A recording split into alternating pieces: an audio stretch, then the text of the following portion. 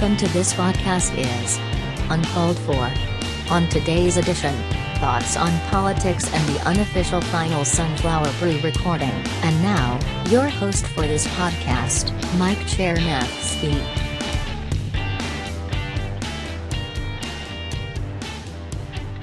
Welcome to the podcast. So it's occurred to me that we have not yet had a political episode of the podcast. That changes today. And goes back to the well, if you will, back to the very first podcast I did, and that is Sunflower Brew, which was more than just a podcast about politics and drinking beer. Zach and I did a few other things for that podcast, including recording the Democratic Party's Second Saturday Breakfasts and making those available. And we also did some videos. So what you're going to hear today is the last recording I ever did under the Sunflower Brew banner. This was shortly after the November 2014 election. It is the farewell address by Kyle Russell. Kyle was head of the Johnson County Democratic Party from 2010 to 2014. He was also the very first guest we had on Sunflower Brew. So we're going to listen to this final speech, and I will close the episode by giving my thoughts 5 years later on some of the things that are in the speech that's frankly need to be addressed. All right. Now down to the nuts and bolts, to the extent we can do that this early. I have a lot to talk about this morning, and I have a lot of opinions. And I don't have a complete explanation yet because it's too early and we don't have all the data yet. I'm a geek and I love the data, so I'll be the first one to look at that when it comes out. But I'm going to talk some this morning about why we lost. I think we lost in Kansas and in America. I'm going to talk about party structure and our jobs and what they are. I'm going to talk a little bit about Sam Brownback. I have opinions on these subjects. I'm one person, right? I'm the person that you elected as county chair the last 2 times. I'm going to be chair of this party for 3 more days. So you don't have to agree with my opinions, and I know some of you are not going to, but that's not the point, right? If you don't agree, you don't have to. Our party reorganizes every 2 years. And if you think that the people who are running are morons, if you think you're the person to lead this county party, I think personally that we have a very competent, hardworking group of people who are planning to run for county party leadership on Tuesday. But if you think that's not the direction we should go, show up on Tuesday and run. If you think the state party is going in the wrong direction, show up at Washington Days. Run for state chair. Tell people what your ideas are. You're entitled to do that. This is America, and we don't shut people out, unlike the Republican Party, who now has 2 Republican parties because they hate, one half hates the other half. Well, 80% hate the other 20%. We don't operate that way. We're Democrats. So if you don't agree with anything I'm saying up here, you're entitled to that, and I respect it, okay? But I'm chair for 3 more days, so I'm going to tell you what I think. I'll tell you what I don't think. I don't think Paul Davis lost because Paul Davis is a moron. I don't think Paul Davis lost because anyone running his campaign is a moron. I don't think Paul Davis lost because Joan Wagner and Jason Perkey and their staff, or me, or any of you in this room are morons, or didn't work hard enough, or didn't do the right things. I believe Paul Davis lost because he happened to be running against a terrible governor, but in a year when Massachusetts and Maryland elected Republican governors, and Illinois. If you want to live in a place that elects a Democratic governor under any circumstances, in a year when Massachusetts, Maryland, and Illinois elect Republican governors, you live in the wrong state. And my wife and I are having that conversation right now. I'll be very honest with you. We moved to this state, and we moved to where we moved, which is about 5 minutes up the road there, because we wanted to be able to send our kids to good public schools, and we were willing to pay higher taxes to do it. And we felt like the people of Kansas and the people of Johnson County agreed with us. And so we send our kids to the Shawnee Mission schools. We're having that conversation right now. What's going to happen to our kids' schools with these people in charge for 2 more years and 4 more years? It's not going to be pretty. I can't afford to send my kids to Pembroke and Barstow. A lot of people, and a lot of people who voted for Sam Brownback, can afford to do that. I can't. But I know, I live in Kansas. I know it, right? I made that choice 14 years ago. I made that choice. But if you think that it's going to be a situation where I believe Kansas will elect a Democratic governor again. I hope it happens in 4 years. I hope it happens every time.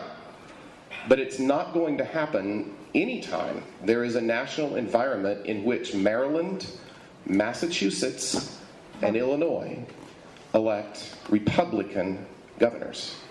I think the time to have a circular firing squad and a hard look in the mirror locally and at a state level.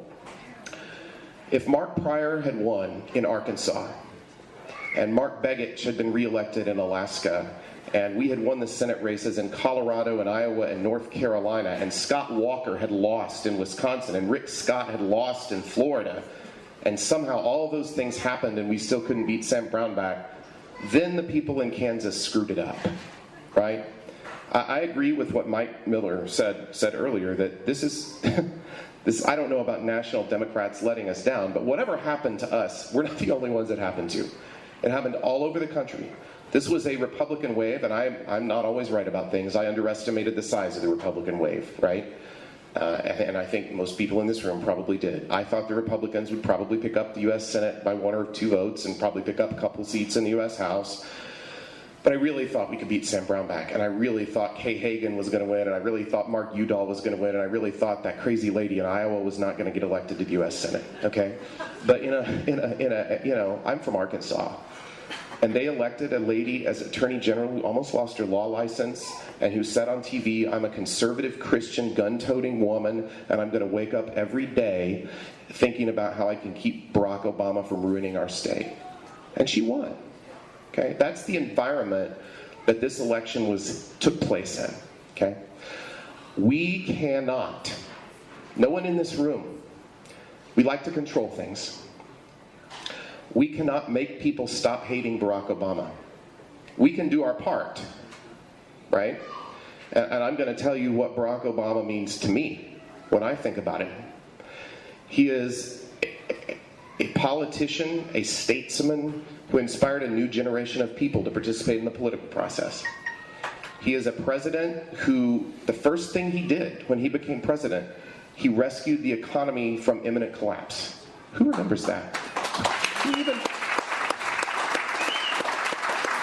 Who even remembers that now? TARP, heavily criticized. The banks paid us back with interest. He saved General Motors. He saved the economy from fiscal collapse. I had dinner, Rhonda and I had dinner last night with some of our friends, and the guy pointed out, when George W. Bush left office, the Dow was at 8,000, unemployment was at 8.5%, and a gallon of gas cost $4. Today, the Dow is at 17,000, unemployment's at 5.8%, and a gallon of gas costs $2.88.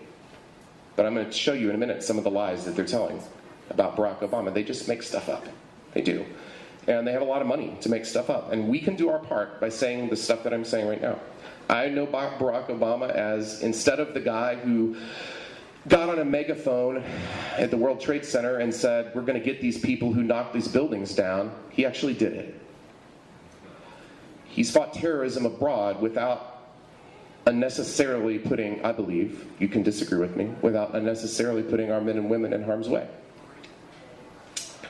He is responsible for millions of people having health care who have never had it before in this country, never been able to keep it, always been trapped in their jobs.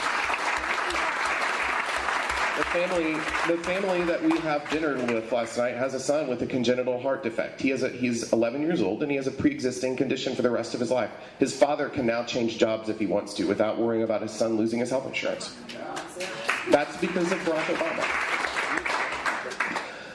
And maybe most of all, I know Barack Obama as the first president in our nation's history who has had the courage to stand up and say, Mary and Monica ought to be able to get married. And that's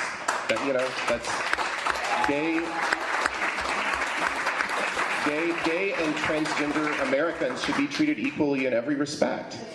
That will go down in history like the Civil Rights Act of 1964.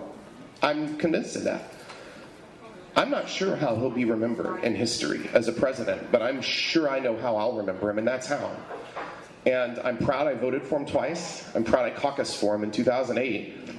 I'm proud that my wife caucused for him in 2008 in a snowstorm in a wheelchair with our 3-year-old daughter in her lap.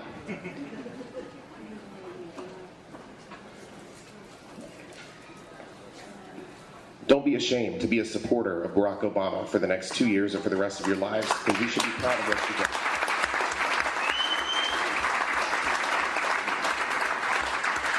We can say these things. We can't, as Kansas Democrats or as Johnson County Democrats, force people to stop hating him. We can explain why we like him. We can't force people to stop hating him. We can knock on people's doors 13 times, and some people did that. We can call them 20 times, and some people did that. Can't make them vote. We can work hard to get out our voters. We can beg them to vote. We can write them letters. We can knock their doors. We can't bring them to the polls and make them vote if they don't want to do it. I believe a party has 3 jobs at every level. The first job is to recruit a slate of candidates that will represent the party responsibly and have a chance to win when the circumstances are right.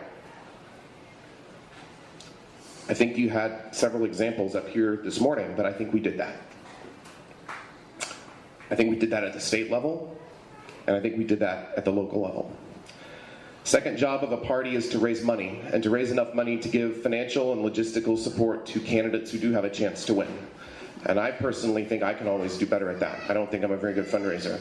But I will tell you, at the state level, they raised more money than any Democratic Party in Kansas has ever raised.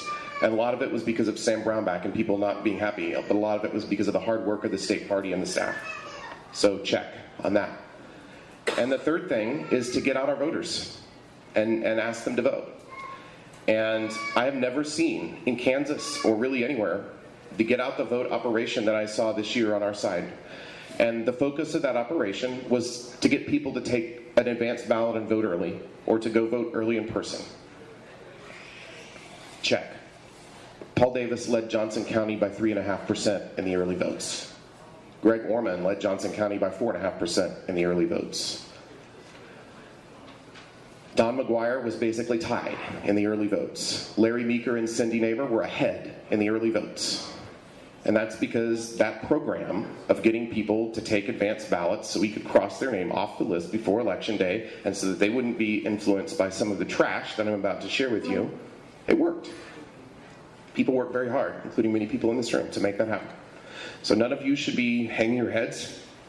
None of you should be ashamed. You should all be proud of what you did to volunteer, to write a check, to knock on doors, to make calls, to put signs in your yards for this great group of candidates that I'm proud to have recruited, worked for, and supported.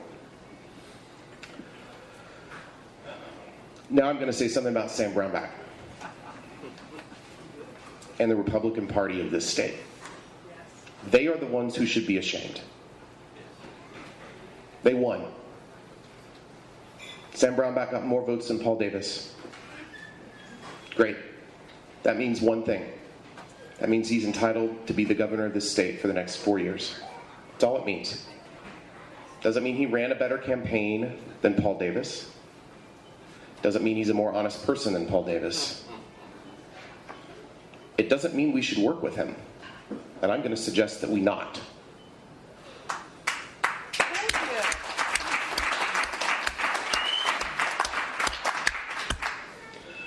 I'm going to share with you a couple of pieces of garbage that a lot of you guys probably didn't get or see because they don't mail them to you because you're Democrats, but I have a Republican coworker who brought them to me. First piece of garbage is this. Guess what candidate this piece of mail was supporting? Anybody want to guess? John Rubin, who's running for state representative. And it's got a giant picture of Barack Obama on the front, and here's what it says. He socialized our healthcare system, radically expanded the size of government, insulted America abroad, and left our economy in ruins. First of all, he hasn't left yet. Second of all, I don't know what they're talking about. He left our economy in ruins because of the numbers I just gave you. He fixed our economy. You turn it over. Another big picture of Barack Obama. John Rubin's not on this piece of mail. And Cindy Neighbor cheers him on. Shawnee voters don't approve of Barack Obama's job performance, but Cindy Neighbor has been quite a fan. She stood in the front row of one of his rallies and cheered him on loudly, actively, enthusiastically, and she's donated thousands of dollars to the president's party here in Kansas to promote his agenda. Thank you for the donation, by the way, Cindy. And you look here, and there's a tiny picture of a TV screen from what looks like about 6 years ago, and there's about a 1/4 of an inch picture of Cindy that you can barely make out, and Barack Obama in the corner of the TV speaking. This is why we lost. We can't make people stop hating Barack Obama. We can try. We can say the things we can say. But this is the tactics they use. This mailer was put out by, not the John Rubin campaign, the Kansas Republican Party. I want you all to know that. I want you all to know what kind of people they are that are in charge of that party. I also want you to know that there are 500 Republicans who had the courage to do the right thing and support Paul Davis and Jill Docking. And when you see them, thank them.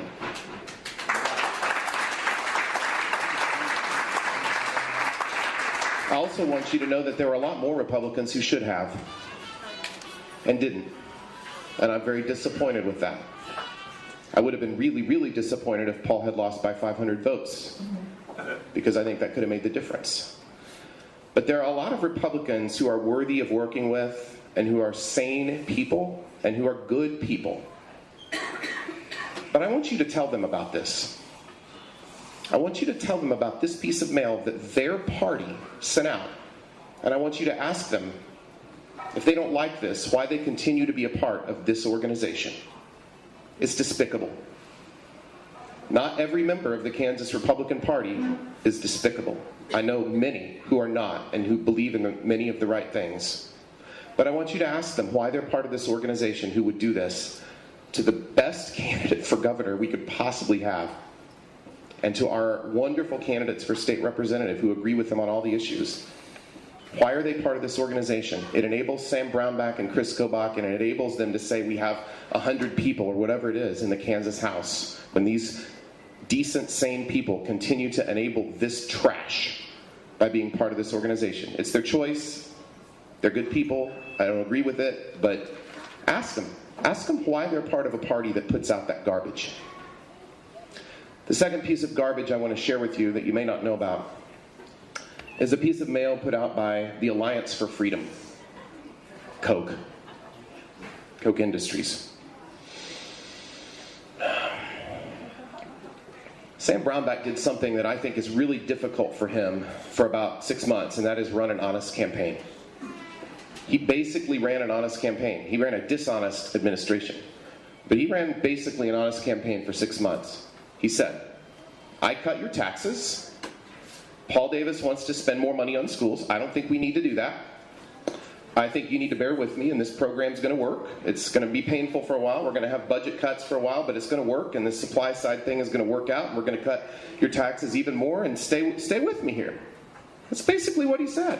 And by the way, I cut your taxes. Wasn't working. Paul was up 6 to 8 points in the polls when that was Sam Brownback's basically truthful message. So what do Republicans do when their truthful message isn't working? They make stuff up. They make stuff up, also known as lying. And let's not sugarcoat that.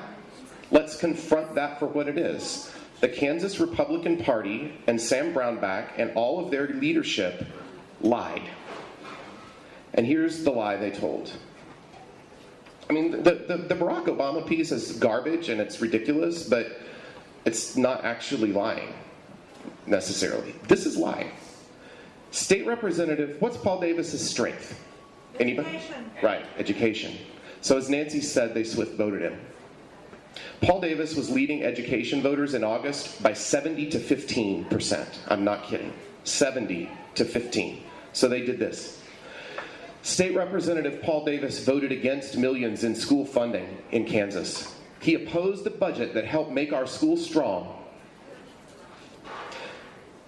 State Representative Paul Davis disagreed with the budget.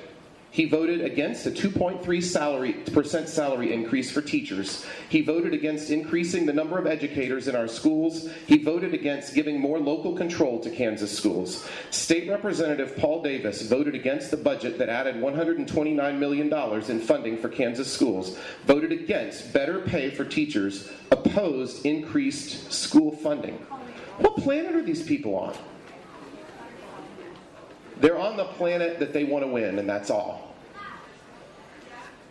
They lie. They're not good people.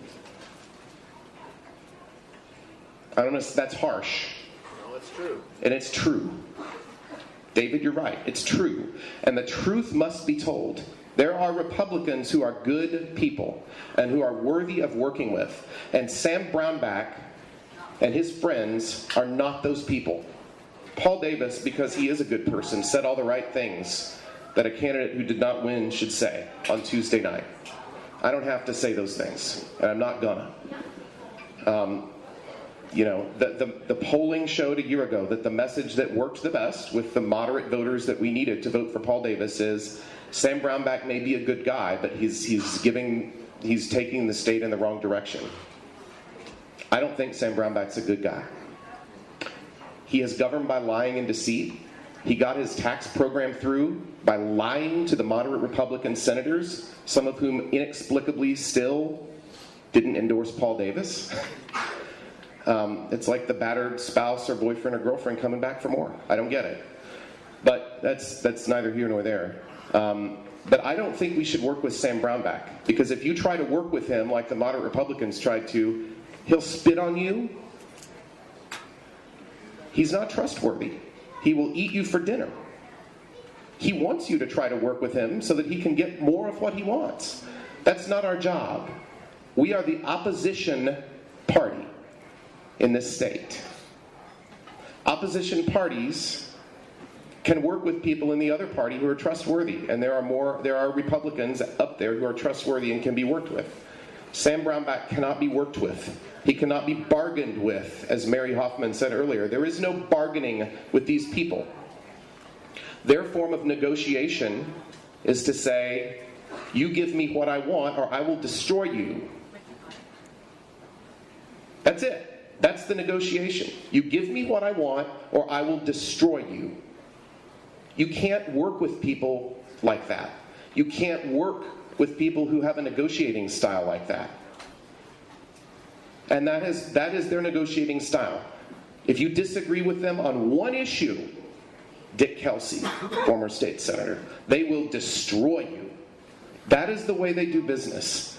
Destruction and lies. I don't want to work with those people. I don't want to rally around those people.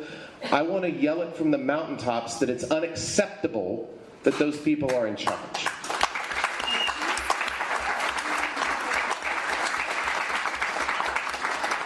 They won.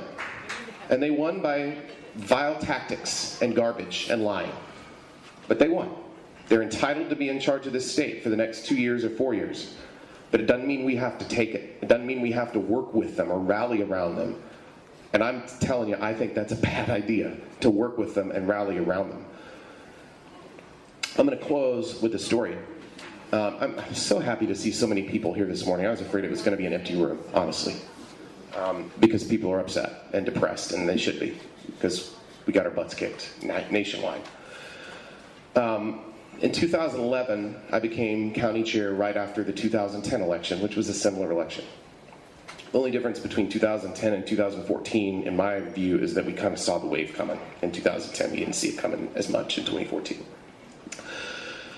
Our executive board, and some of you who were in this room, did a call bank, asking people who had given money to Kathleen Sebelius and Dennis Moore and President Obama to donate to the Johnson County Democratic Party. We were at Jim Shetler's law office, and we did a phone bank.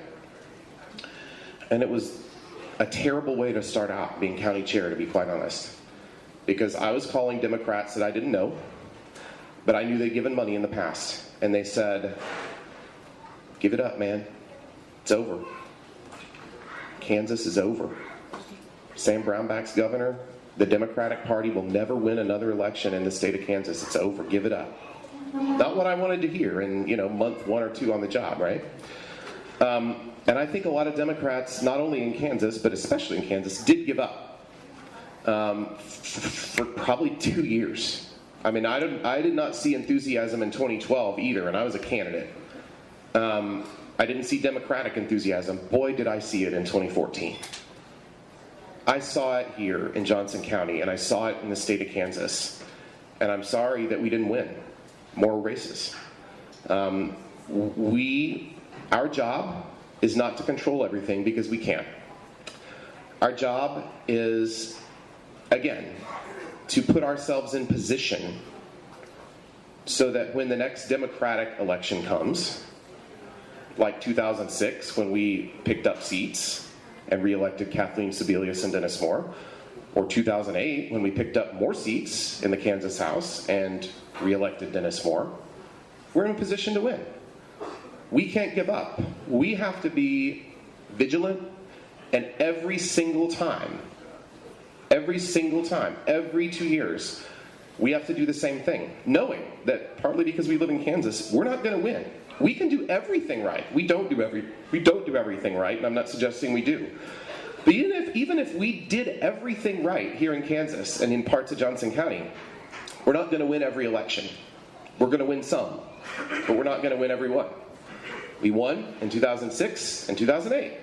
We lost in 2010. We treaded water in 2012, and we lost in 2014. And that goes as the nation goes. And I hate to tell you that you don't control all of that, and I don't control all of that, but we don't. We don't. All we can do is, I think, what I've suggested today. Explain to people why we don't hate President Obama, and we're happy that he's the President of the United States. And number 2, explain to people why Sam Brownback is a terrible governor. And he will continue to be a terrible governor. I've never been as confident in anything in my life as that. He is a terrible governor for education, for the middle class, for women, for gay people, for children, for people with disabilities. He has bullied every single one of those group teachers. He has bullied every single one of those groups, and we just got to call him out on it. Loudly, proudly, and from the mountaintops. That's it. That's what we do as an opposition party. I want to thank every one of you who has been here for the last 4 years and the last 10 years that I've been involved on the board. Couldn't have won the races we won, couldn't have met so many wonderful people without all of your help. And that's it. So thank you, Kyle, from 5 years ago, for that excellent speech. Here are my thoughts on all this. First off, we need to address Kyle's assertion that Dems, quote, don't shut other people out. I plan on getting Andrew Rainey on the podcast. Andrew was a Bernie supporter who took it upon himself to help me with my own for the Kansas Senate. And we have some things to say about that prove Kyle wrong, unfortunately, because I was shut out. As to why Paul Davis lost, this is my opinion, and I say this under the disclaimer that I've met Paul Davis a couple times. I think he's a good guy and everything. And no, I don't think he's an idiot. But I do think one thing that really screwed him, with 2014 especially, is that he only focused on one issue. It is why I am firmly of the belief that, especially if you are a Democrat, you cannot run on just, oh, I'm for education. You can't do it, because the other side, even if they believe it or not, they're going to use education as a talking points in their campaign. As for tuition at Pembroke Hill, which Kyle mentioned in his farewell address, he also mentioned the Barstow School. They're both very prestigious private schools in the Kansas City area. I don't know Barstow all that well. I've taught chess clubs and chess camps at Pembroke Hill. I have the tuition numbers in front of me. From up to pre-K tuition for the school year, $14,905. For the high school, $24,960. Kyle turned out to be a prophet, talking about 2018 and possibly electing a Democratic governor in 2018, and he turned out to be correct in the person of Laura Kelly, who, by the way, was not my first choice for governor. That would have been Carl Brewer. And someone I would like to get on this podcast would be Carl Brewer's running mate, my good friend Chris Morrow. As for National Democrats letting us down, yeah, I think so. I think certainly during the Obama years and everything, and don't get me wrong, Obama did great things for this country. I don't think he went far enough, though. And that is probably my biggest criticism of him as a Democrat, as someone who voted for him twice, and as someone who greatly admires him. He wasn't perfect. All right, Exhibit A, the Affordable Care Act, I don't think it went far enough. As for the you can't force people to stop paying Obama, well, Exhibit A, Donald Trump, who I think followed, unfortunately, the Brownback plan, which destroyed the state of Kansas and is on the verge of destroying the United States. And that's why, if you're a fan of Tales from the Interim Nets, you probably heard the term brownbacks. Well, that's why. And I think a lot of this Obama hatred does come back to racism.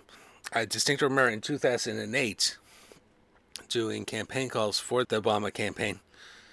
And one caller in particular, I'm going to have to self-censor here. He said, quote, "We ain't voting for no fucking N-word." I'm not going to say the N-word, but this guy did. It was so bad that the guy's wife got on the phone and forced him to apologize to me. And the last thing I need to talk about is the sane Republicans that Kyle was talking about. I think it's safe to say that all the sane Republicans are now Democrats. That's a discussion for another time. Thank you so much for listening. Take care, and we'll see you next time.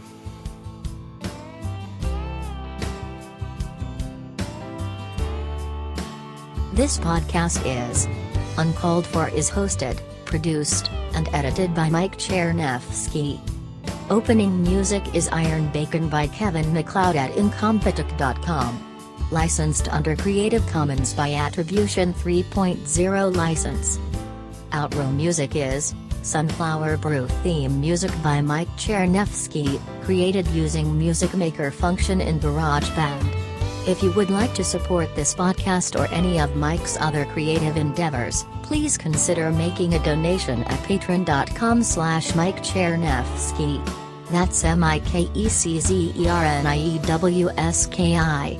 Donations over $5 will receive a special thanks on a future podcast. Thank you so much for listening.